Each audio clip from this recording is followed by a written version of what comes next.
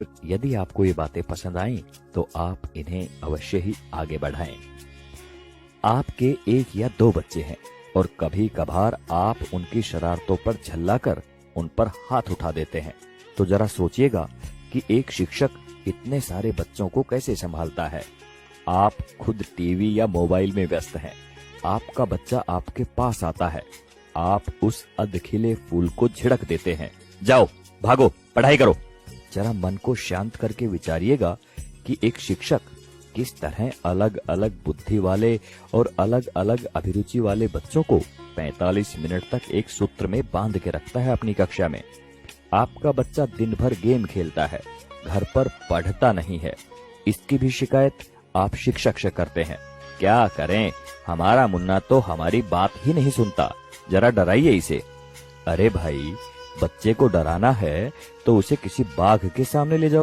आप गुरूर ब्रह्मा टाइप की बातें रटते हैं, पर कुछ पेरेंट्स भगवान तो छोड़िए, शिक्षक को इंसान तक नहीं मानते।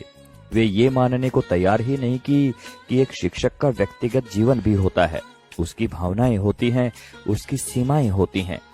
अन्य विभागों के कर्मचारियों की तरह शिक्षक सिर्फ एक वेतनभोगी ही नहीं होता, इसमें सिर्फ सेवा का आदान प्रदान ही नहीं होता, बल्कि छात्र शिक्षक के बीच तमाम मानवीय मूल्यों का भी आदान प्रदान होता है। आप अपने छोटे मोटे काम कराने के लिए सरकारी कर्मचारियों के आगे हाथ जोड़ते हैं, पैर पकड़ते हैं, लेकिन शिक्षक जो कि आपकी संतान को शिक्षा दे रहा है, उसकी एक गलती आपसे बर्दाश्त नहीं होती।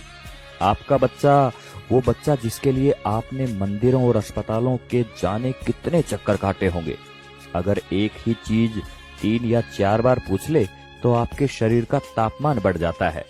अब जरा सोचिए कि एक शिक्षक किस धैर्य के साथ बताता है कि 3 जमा 1 और 1 जमा 3 दोनों बराबर होते हैं, भले ही ये एक दूसरे के विपरीत नजर आते हैं। अगर वास्तव में बात समझ में आ गई हो तो आपसे हाथ जोड़कर विनती है कि आप हर शिक्षक को भगवान ना सही, कम से कम इंसान समझकर उतना सम्मान अवश्य दें जो कि एक इंसान को मिलना चाहिए। सभी शिक्षक बंधुओं को समर्पित एवं सभी सम्मानित अभिभावकों को चिंतन करने हेतु प्रेषित है ये बात। आप सभी का शुक्रिया। नमस्कार। जय हिंद।